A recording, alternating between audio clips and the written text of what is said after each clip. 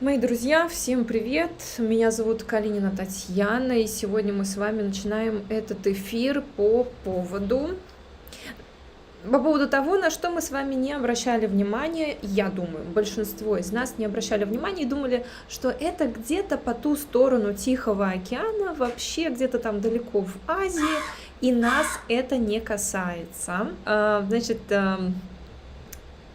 О каком событии я пытаюсь начать общаться? Это, конечно же, предполагаемый военный конфликт между Китаем и Тайванем. И действительно, многие из нас не воспринимают это событие всерьез и, возможно, расценивают его только как то, что может отвлечь мир от новостной повестки, сосредоточенной вокруг Украины и России. И, возможно, схлынет какая-то волна вот такая ненависти в сторону России и россиян. В общем-то, мы все ошибаемся. Это событие может быть гораздо более значительным, и я вам хочу сначала с точки зрения астрологии рассказать про него, а потом рассказать о его предполагаемых последствиях. Поверьте мне, сейчас действительно переломный год, вот этот 2022 год, когда мы рискуем зайти в очень значительный финансовый кризис по всему миру. Украинцы, белорусы и россияне уже зашли, уже опа, и брюки превращаются, да, в элегантный огромный кризис. И даже я вам хочу сказать, что я, находясь в Египте, сегодня испытала тоже финансовые потери, скажем так, потому что утром курс доллара был 15,65 за, скажем, 15 фунтов 65 центов за $1, а к вечеру 18,5 доллар стал стоить, то есть примерно на 10% вырос доллар, значит, и квартиры подросли в аренду и в продажу, и продукты сейчас все подрастет. То есть, видите, как бы Египет, он далеко, да, и казалось бы, с нашей обывательской точки зрения ничего такого особенного здесь не должно произойти, но тем не менее война на европейском континенте влияет на всех, поверьте, влияет на всех. Давайте перейдем ближе к делу. Новостей сейчас о Китае и Тайване достаточно много. Дело в том, что они готовятся к войне. Это две стороны такие непримиримые. С одной стороны, тайваньцы считают себя отдельной страной, отдельным, скажем так, народом. Конфликт этот длится с 1949 года, то есть после Второй мировой войны. Там произошла еще и гражданская война, и в Тайвань бежали многие политические лидеры из Китая. Они там обосновались и сказали, ну все, мы теперь отдельная нация. И вот с 1949 года они там, на этом острове Тайвань, существуют отдельно от Китайской Народной Республики. Кстати, правильно называть Тайвань Китайской Республикой Тайвань.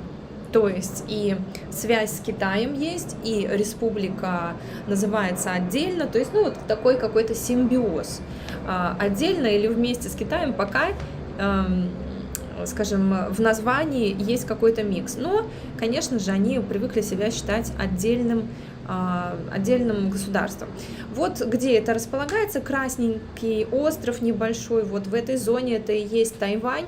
Как вы видите, Китай сам по себе огромный, Тайвань не очень большой, ну, скажем, по размеру с небольшую европейскую страну. Конечно, Китай огромный, и здесь кажется, что это маленький островочек, но тем не менее там живет достаточное количество людей. И почему начали образовываться, скажем, слухи о том, что скоро грядет война? Потому что Китай напрямую заявил о том, что Тайвань вернется в материнское лоно, вернется в объятия Китайской Народной Республики, и они сделают все для этого. Сам же Тайвань заявил, что мы будем бороться с Китаем и отстаивать свою независимость до последнего тайваньца, что мы прольем кучу крови, но мы не воссоединимся с вами, ребята.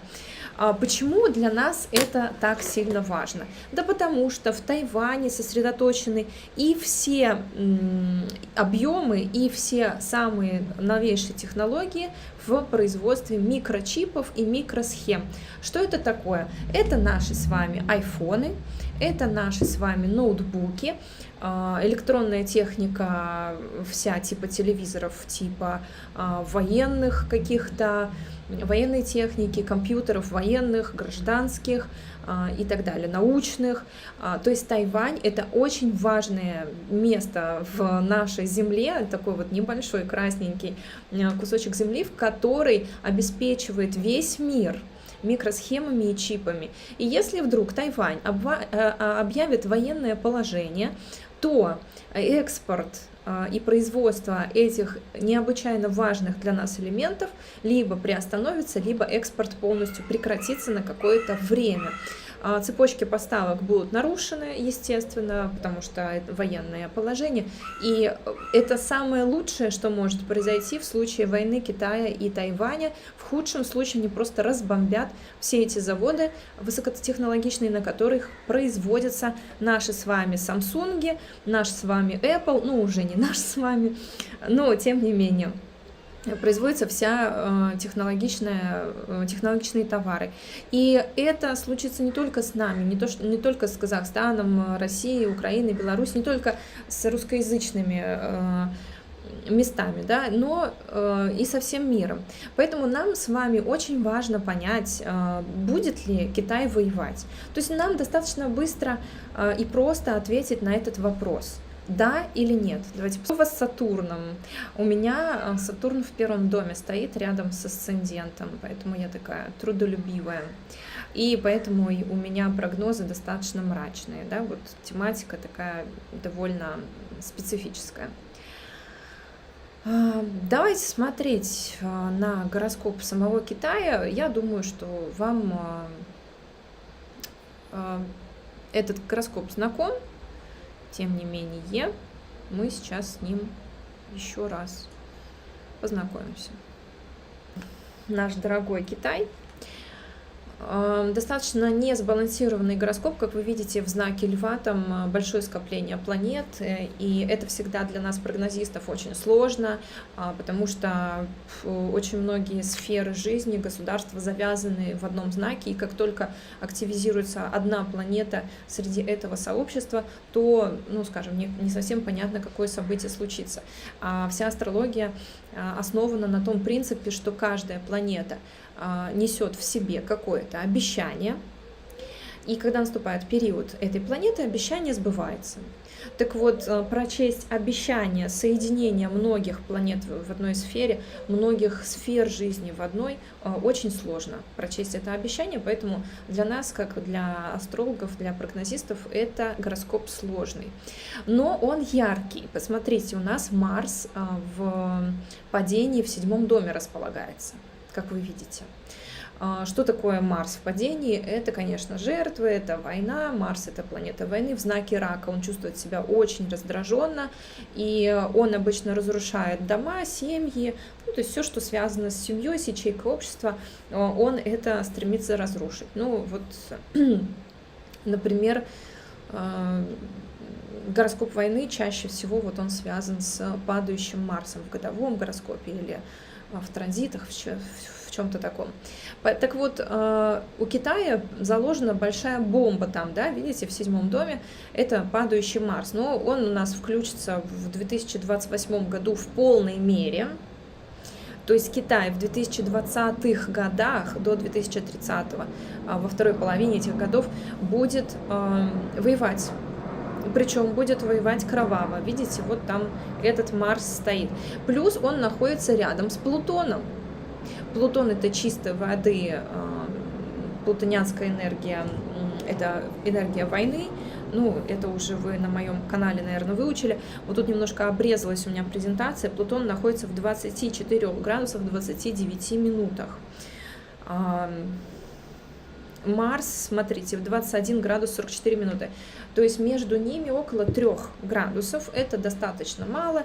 Это вписывается в орбис 5 градусов. Это стандартный орбис, стандартное количество расстояния между планетами, которое позволяет событию случиться. То есть на этом расстоянии активны эти связи, они работают.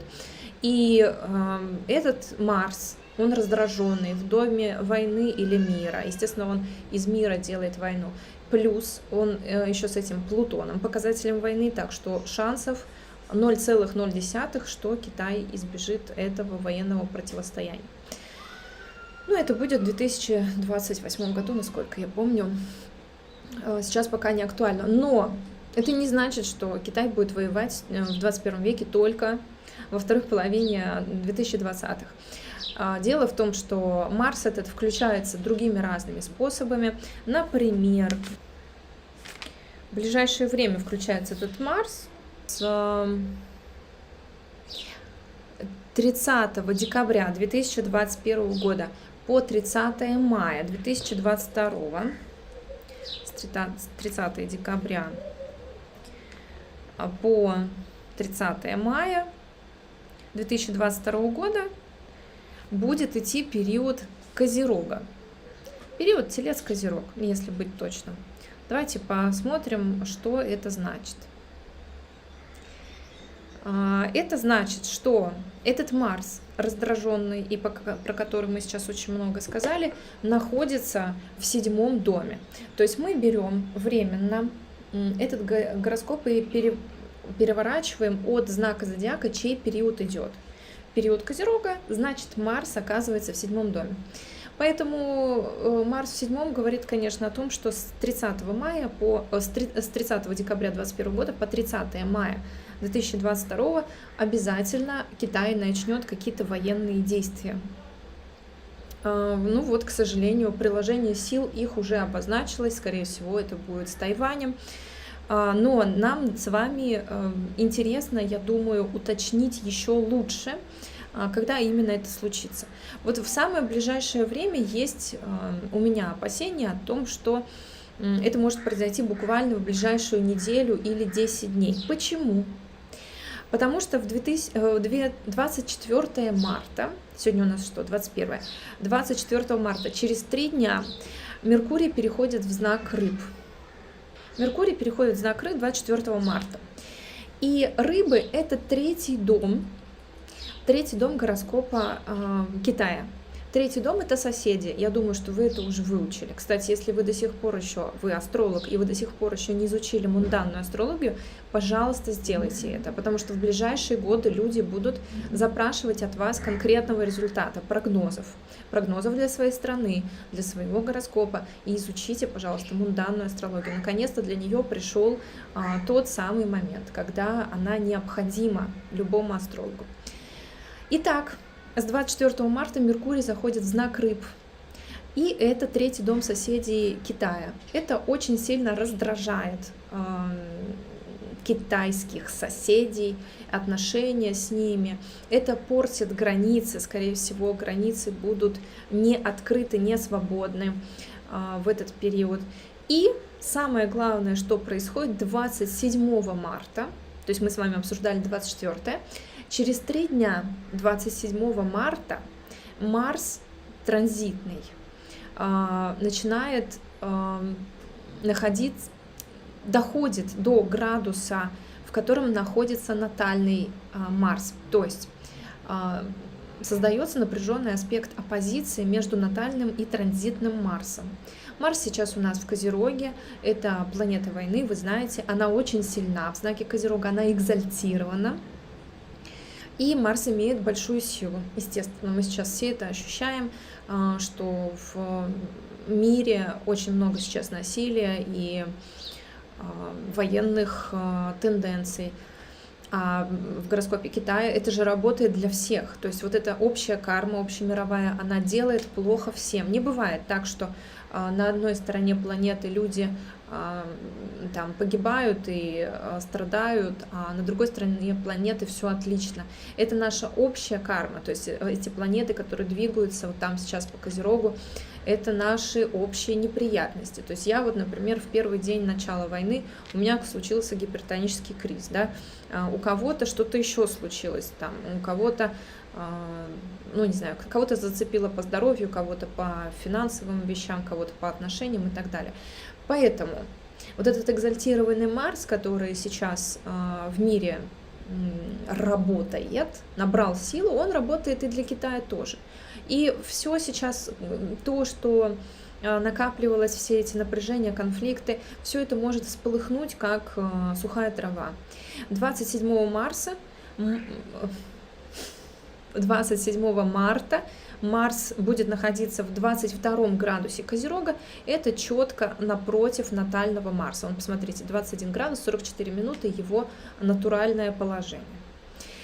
Дело в том, что в последнее время и Китай, и Тайвань очень сильно увеличили военные бюджеты. Они скапливают технику на границах друг с другом. Тайвань объявил общую милитаризацию, даже женщин призвали, всех пересчитали, всех подготовили.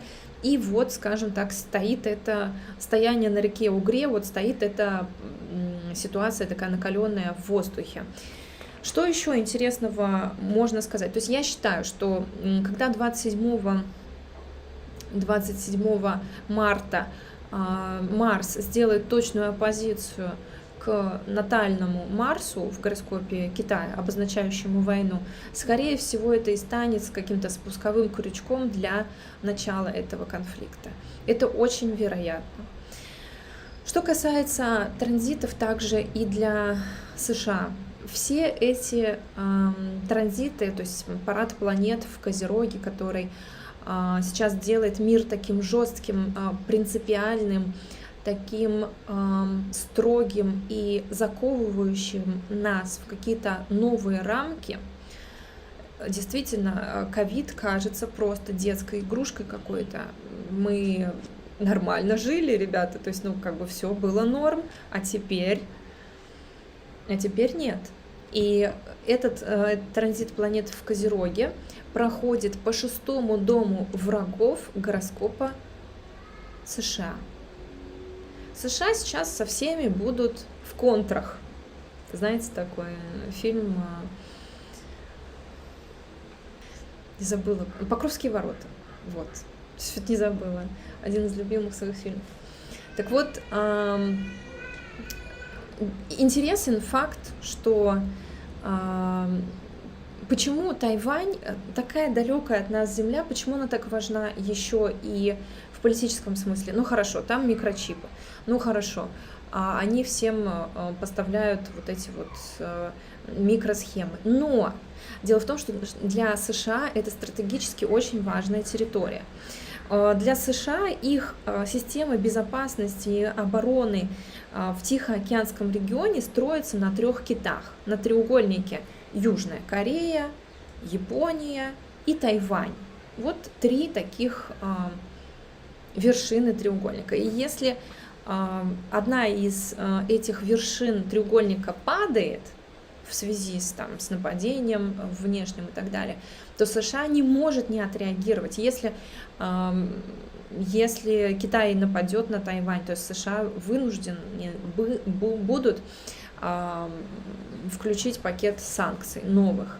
То есть они будут обороняться экономически. Я посмотрела гороскоп США, это заняло мне сегодня приличную такую часть времени, но выяснилось, что в 2022 году в открытую войну вступать они не будут, в открытое противостояние не будут. А вот санкции, ради бога, вот это наше, как говорится.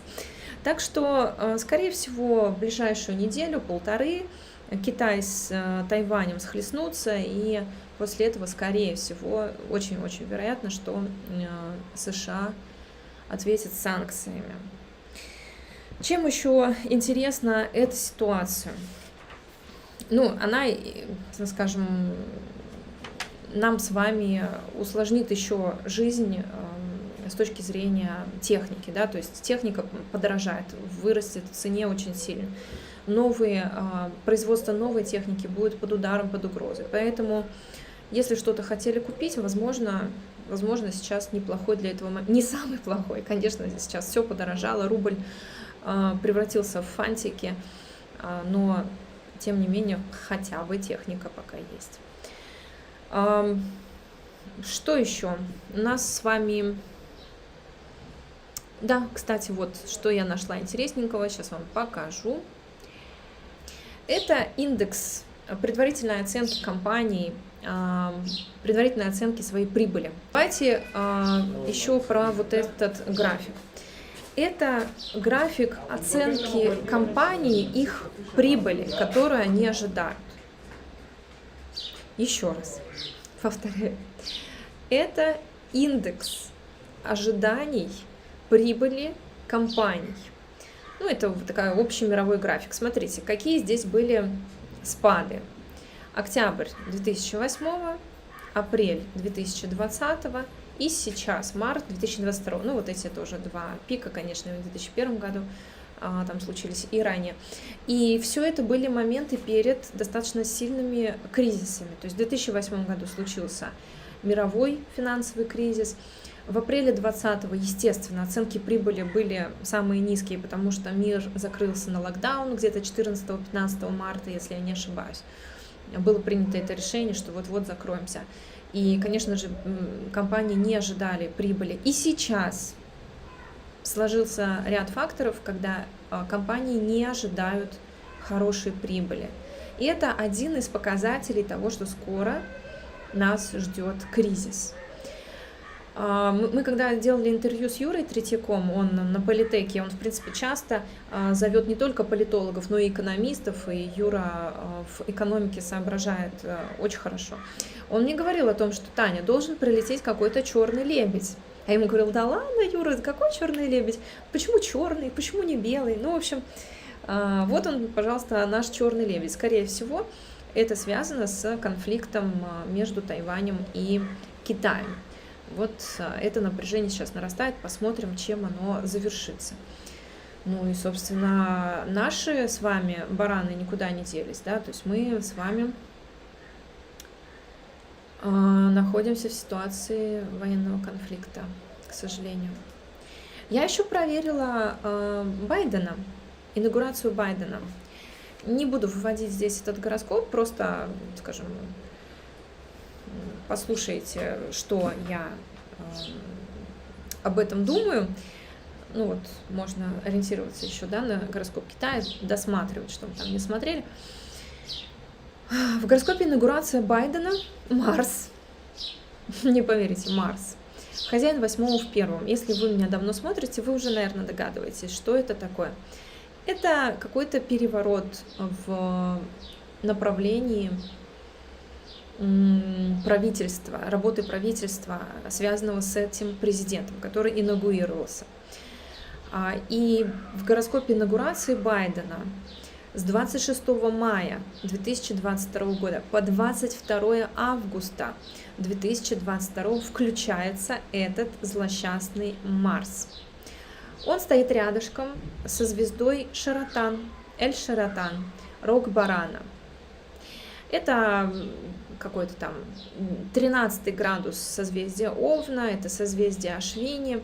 И этот Эль-Шаратан рассказывает нам, что правительство в период с 26 мая по 22 августа 2022 года, американское правительство будет совершать необдуманные действия, будет проявлять какую-то склонность к опасности, бесстрашие в какой-то степени. Но для нас, по большей части, необходима трактовка вот это необдуманные действия. Поэтому, скорее всего, с 26 мая по 22 августа будет какой-то крайне яркий поворот в политике США и в политической системе США. Я думаю, конечно, что это угроза для Байдена. И он действительно под угрозой и физической, и политической, имиджевой угрозой находится в этот период. Самое интересное, что этот Марс еще и соединен с Ураном. Это значит, что, скорее всего, в период вот с мая по август в Америке могут быть какие-то протесты. Уран — это у нас планета революции, планета резкой оценки всего происходящего. Это какие-то митинги, какие-то протесты, которые рождаются очень стихийно, от какого-то от маленькой спички возгорается большой пожар вот этих протестов. И, скорее всего, все-таки политическая система США и гражданская система США с мая 22 по август 22 будут испытывать влияние вот этих вот непредвиденных событий. Наверное, это будут митинги, наверное, это будут протесты, это угрозы для президента. И очень показательно, что этот Марс, он силен. Он показывает опасность для всей власти США. И находится он в созвездии Ашвини. Ашвини — это лошадь. И связано это созвездие со скоростью, с безбашенностью, принятия быстрых решений, необдуманных решений, резких, невзвешенных. И задача Ашвини, задача правительства в этот момент будет действовать в ситуации хаоса. Действовать в ситуации хаоса. Это не именно хаос, я хочу подтвердить, хочу подчеркнуть именно последний. То есть ситуация вокруг них будет сравнима с хаосом. Это не то же самое, что принимать решения в спокойной обстановке. Нет. Именно вот политическая, гражданская система, социальная система США с 26 мая по 22 августа будут находиться в хаосе. Ну, я сейчас предполагаю, что, возможно, это будет из-за повышения роста, из-за повышения цен на топливо, скоро и продукты наверняка подорожают, а граждане этого очень сильно не любят. А вообще американское общество, оно оценивает президента прежде всего по тому, был ли кризис в его период правления или не был, то есть насколько экономически они выросли или упали. И американское общество намного более прошаренное, чем наше, намного более финансово грамотное. И, конечно, кризис, который будет мировой финансовый, они Байдену не простят. Ну и плюс есть угроза для жизни самого Байдена. Человек это уже престарелый, много вот этих и проклятия Текумсе, и в гороскопе США период под смену правителя не по расписанию. Ну, в общем, много факторов тех, которые говорят, что Байден скоро все, то есть куда-то он денется. Ну вот вы меня спрашиваете про Путина. Ой, кто-то сделал донат, спасибо. Это очень, донаты на самом деле у нас очень важны для нашей команды.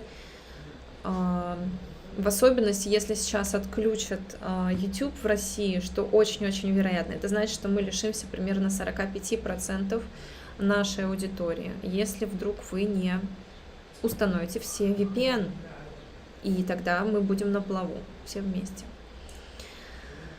Так, Южную Корею пока не смотрела. Давайте посмотрим, что еще из этого гороскопа можно вычленить, да, вот из гороскопа Китая. Хорошо, вот до 30 мая у нас идет период Козерога. Какой дальше? Как потом Стрелец.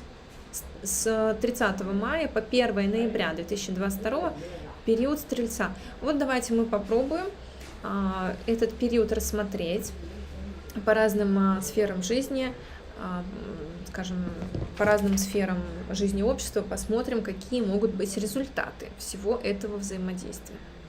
Любовь Романова задает вопрос. В 2023 году с кем будет война в России? Я думаю, что с Украиной.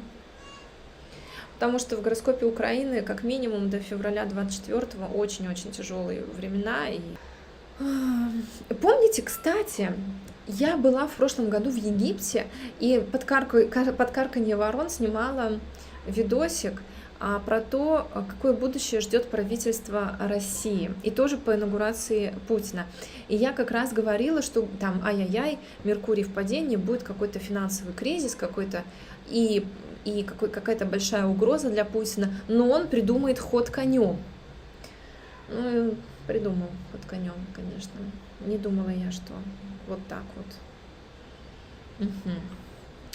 Ладно, Китай оценим. Короче говоря, вот гороскоп-то говорит, что до 30 мая Китай начнет воевать, а дальше что? Чем это обернется? Ну вот, будем смотреть. Период Стрельца – это период 12-го дома. Там стоит Юпитер от Макарака, Уттарашадха 29-28, это у нас накшатра, связанная с войной, ну ладно. Раху в 4-м доме, значит, будут иностранцы прибывать очень сильно в Китай. Чё бы вдруг, да?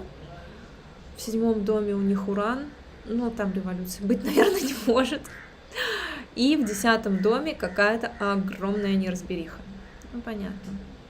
В общем, период Стрельца показывает, в принципе, успехи Китая. Смотрите-ка, там столько Раджа-йог, Меркурий, Юпитер. Меркурий Матрикарака, Юпитер Атма, Гнати там рядом солнышко и Кету. Да, одна Раджа-йога, значит, вот что я вижу. Бедный Китай опять остается без спорта и развлечений. Хозяин 5-го в падении в 8-м. Дальше. 5-й дом. Это у нас какая-то дочка. Какой-то дочерней территории. И они находятся в падении в 8-м доме. Нет, я думаю, что каким-то образом они будут продолжать протестовать. Видимо, их присоединят. Но они должны там проливать дальше кровь, потому что он хозяин 5-го, в 8-м это Марс падение, они не смирятся, они будут там, будет продолжаться кровопролитие. Раху в 4-м доме говорит, что будет приток иностранцев в Китай. Может быть, беженцы, иммигранты. Ну, наверняка с Тайваня туда, конечно, повалит народ, если объявит войну. Юпитер в 1-м доме в целом говорит об удачном годе вместе с Меркурием, то есть в целом норм. Смотрите-ка, Марс-то этот в 8-м доме, и 8-й дом это дом инвестиций. Ну, будет отток, видимо, инвестиций из Китая из-за вот этого военного конфликта. Да. Хозяин 8-го во 2-м. Да, это отток инвестиций из Китая. Ну, в общем, все признаки того, что в предыдущий период было какое-то военное напряжение, и, видимо, действительно под санкции они попадут. Между прочим, в гороскопе США тоже с июня 2022 года по июнь 2023 года Марс в падении во 2-м доме денег. Финансовый кризис нас всех ждет, ребята, после июня 2022 года, в течение года. До США докатится вся эта волна. В общем, все друг друга под санкции посадят, под зад получат от этих же санкций, потому что экономическая система общая для всех, там нету такого, что мы кого-то наказали, и все, никто другой не пострадал. Там одного наказываешь, страдают все. Поэтому ждем мы мировой финансовый кризис, на самом деле, в 2022 году. Это в целом вкладывается в систему, почему потом страны начинают воевать, делать разборки, распадается Евросоюз и все прочее. Если не смотрели мой эфир последний про Евросоюз, я вас умоляю, пожалуйста, посмотрите, это очень интересно. И когда будете смотреть, вышлите этот эфир тем, кто живет в Евросоюзе. Пусть у них будет шанс подготовиться, приготовиться и обезопасить себя, потому что там тоже крайне нестабильно и в финансовом смысле, и в смысле мира. Так вот, вот эти две точки напряженности, да, одна в Европе, Россия, Украина, вторая в Азии, Китай, Тайвань. Вот они подрывают нас. Вот это и есть тот черный лебедь, скорее всего, который нам принесет финансовый кризис всем. Вот казалось бы, вот при чем здесь Египет, да? Ну, в Египте сегодня на 10% национальная валюта упала по отношению к доллару. Конечно, они закупают пшеницу у Украины, они снаружи закупают очень много. И сейчас тоже у них цепочки поставок прервались, именно, видимо, надо новые контракты заключать, и на продовольствие сразу поднялась цена. Вот как только началась война, в тот же день макароны выросли. Ну, я прошу прощения, да, то есть это кажется смешным, но, допустим, макароны стоили 10 фунтов, стали 12. Ну, для нас с вами мелочи.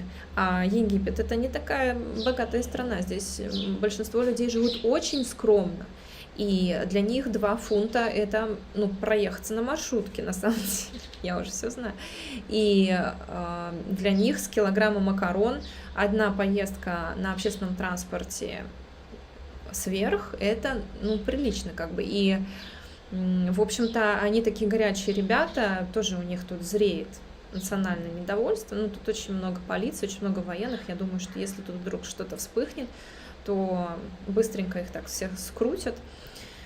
И тем не менее, видите, то, что происходит, я еще раз, да, вот то, что происходит в Европе, это все мы все завязаны в одной куче. И Африка страдает, и Тайвань сейчас тоже пострадает. Вот помните, я вам говорила о том, что время до 2020 года мы с вами будем вспоминать с ностальгией. You are amazing. Thank you. Мы будем вспоминать с ностальгией, потому что это были наши спокойные годы такие приятные, когда мы могли позевывать, в неге находиться. Хочу, буду достигать успеха, не хочу, не буду. А теперь, блин, придется, да, вот придется собраться всеми силами. Так, все Арабские Эмираты, весь арабский мир, давайте мы посвятим ему отдельную трансляцию. Сегодня все-таки я думаю, что мы достаточно, ну, скажем, с вами информации получили, нужно ее переварить. Я хочу вам напомнить, что у нас 23 марта, это буквально через пару дней, начинается профессиональное обучение прогнозам. И, как я уже сказала в начале своего видео, тенденции абсолютно перевернулись в мире астрологии. У меня большая школа, мы получаем очень много заявок на гороскопы, очень много работаем с людьми. И я вижу, что людям уже неинтересно, как мне совместимость с каким-то мужчиной посмотреть, когда мне забеременеть, когда мне там пойти учиться, все уже по жести, и людям интересно, безопасно ли мне в этой стране, не потеряю ли я работу, будут ли у меня деньги, а все-таки делать мне ЭКО или не делать, такой нестабильный мир. То есть у людей совершенно поменялись потребности, и завтра это не рассосется.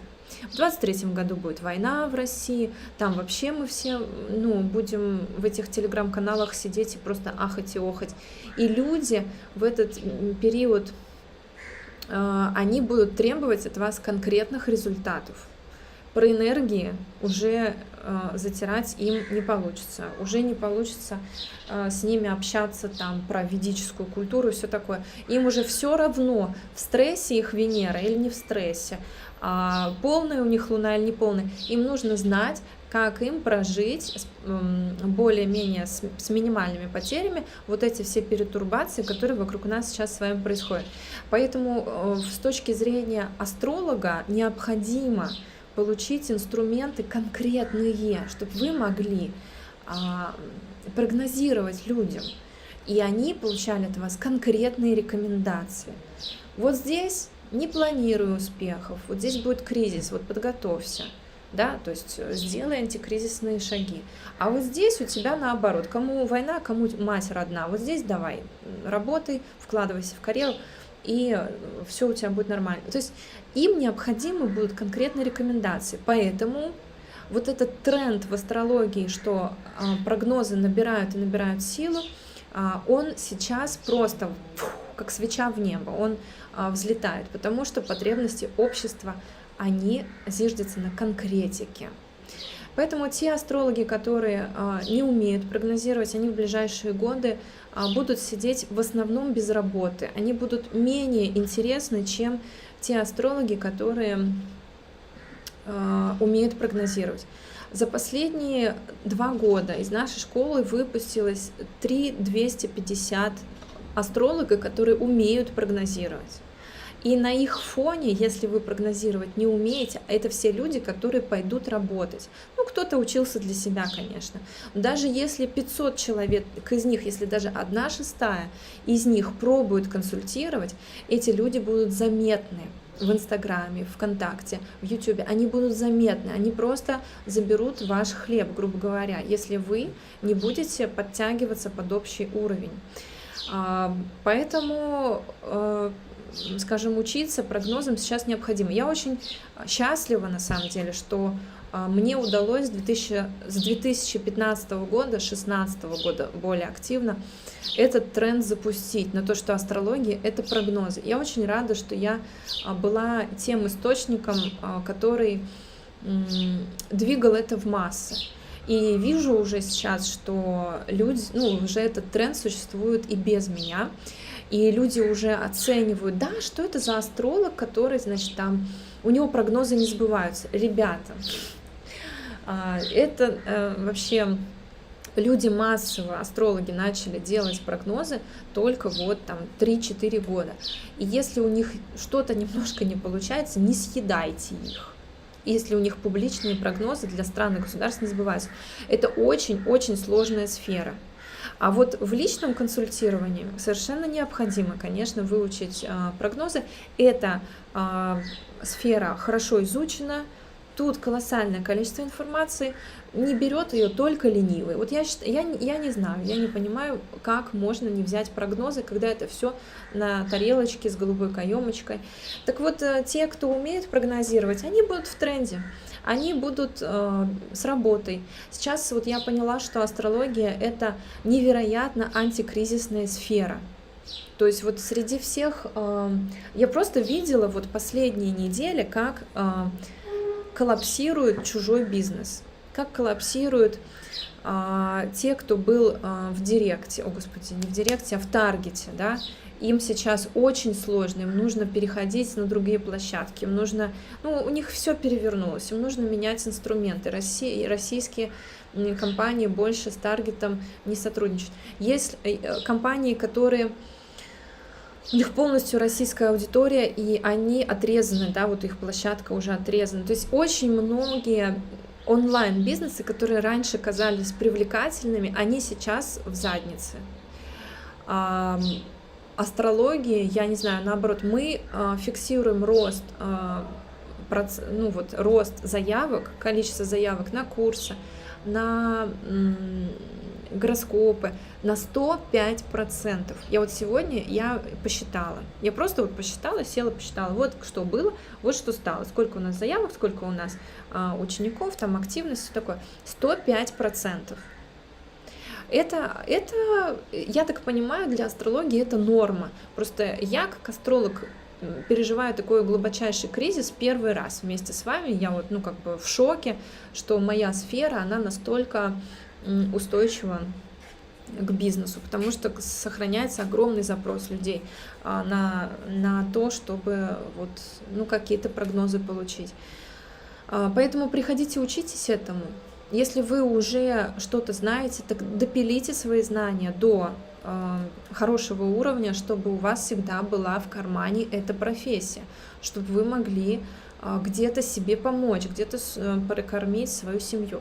Я вам честно скажу, я когда начинала, вот буквально там первые 2-3 недели, когда я занималась астрологией платно, я воспринимала это как, я пойду в декрет, вот у меня когда-то там родится ребенок, и я не буду работать, и вот, допустим, мне там, $20, $30, вот мне на помаду, не знаю, на булавки, вот это у меня будет моя астрология. И почему-то, у меня хорошо получалось. Уже в первый месяц, когда я стала работать, я заработала $500. Уже в первый месяц $500. И это было 1/4 моей зарплаты той. И я делала это на лайте, то есть мне было приятно, мне было... Я с увлечением это делала, и я в первый месяц просто вот так вот насшибала четверть своей зарплаты. У меня была очень хорошая зарплата, $2000. И я такая, как бы... А тут есть потенциал, и думаю, ну почему бы я не могла бы заработать просто те же самые $2000 в астрологии. Я села, составила план, значит, сколько у меня стоит одна услуга, сколько клиентов мне необходимо, чтобы у меня был доход такой же, как на основной работе. И все, мне стало так понятно, что делать. Мне стало понятно, что я должна каждые 2 дня у меня должно быть по клиенту, да, ну, по гороскопу, что мне необходимо, значит, каждый 2-й день выкладывать какой-то пост или выкладывать какую-то активность, чтобы люди, хотя бы один человек после там, этого поста ко мне записался. И это настолько просто было тогда, сейчас не знаю. Сейчас, ну, как бы конкуренция есть. А тогда я была одна. Я была астролог в Минске, вот одна. Вот. В Инстаграме никого больше не было. Короче говоря, между прочим, вот, антикризисная мера вам еще одна. Мы после этого курса 23 марта, который стартует, ссылочка будет внизу, мы поддержим выпускников наших ступеней и сделаем им страничку на нашем сайте. То есть это будет страничка, на которой вы сможете оставить свои контакты, свою фотографию, написать о себе.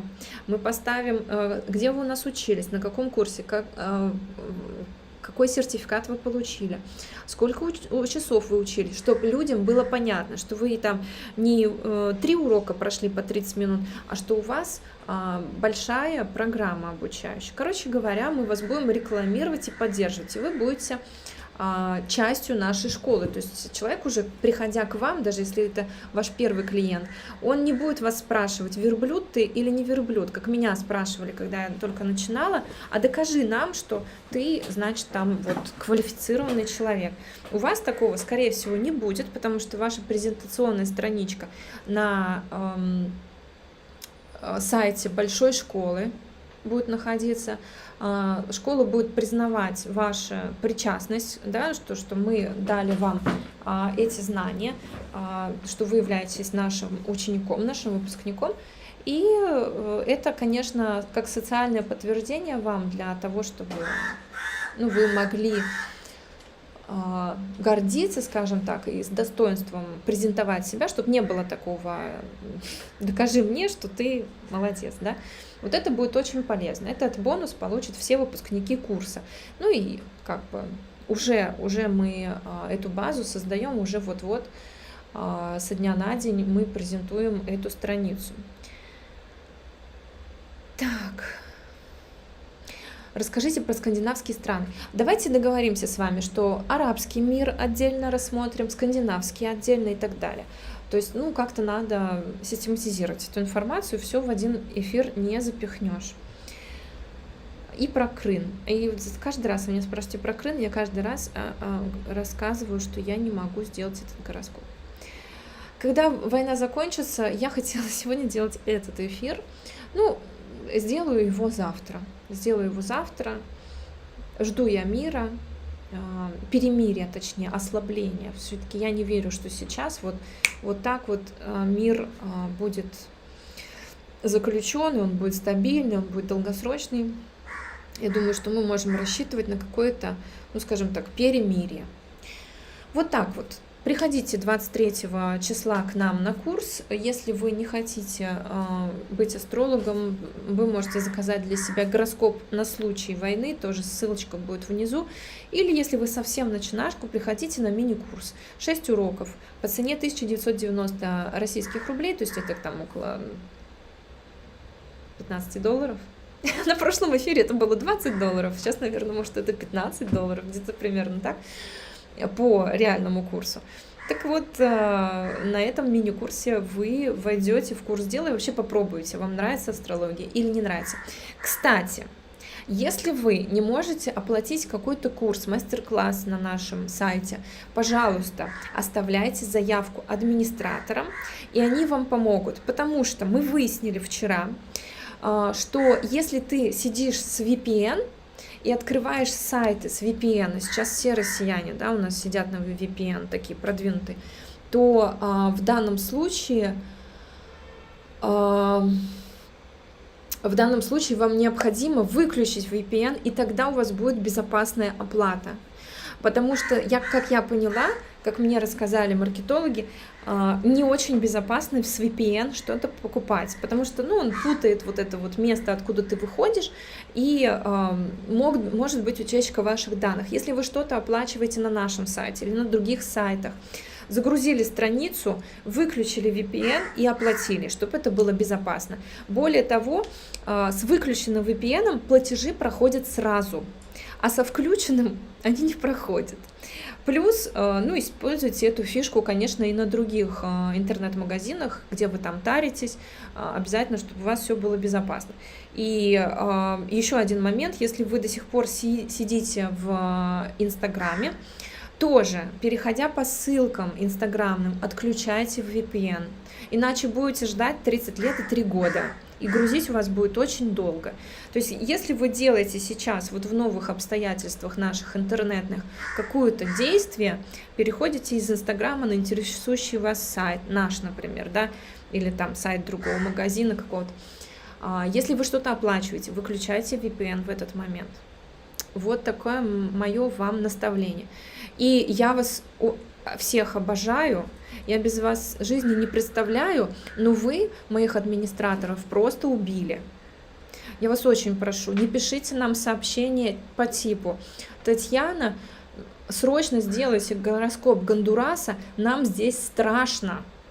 Я все понимаю, но я не безгранична, я буду делать то, что я могу.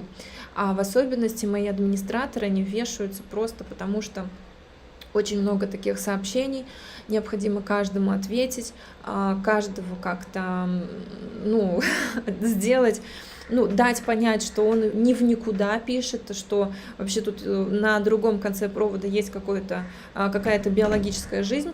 Так вот, скажем, пожалуйста, я очень вас прошу, не закидывайте нас такими сообщениями. Хотя я ценю каждого и дорожу каждого, но наша команда просто, она перегружена такого рода запросами, которые очень сложно выполнить, и, и нету острой необходимости все-таки. Мир. Давайте последнее. Мы закончим на хорошей фазе, на хорошей ноте. Конечно, я сделаю отдельный эфир про мир, но сделаю закидончик. Сейчас вот Венера выйдет в Рыбы, и я жду, что хорошая Венера даст нам мир. Это где-то вторая половина апреля. Немножко еще соберу данные, проанализирую транзиты, чтобы, как-то уточнить, еще не быть слишком размытый. Где-то во второй половине апреля я жду все-таки улучшений. Вот, всех вас обожаю. Да, у меня уже темно, у меня уже стемнело. Все, ссылочки на обучение, на гороскопы в закрепленных комментариях будут по завершению трансляции. И всем пока-пока.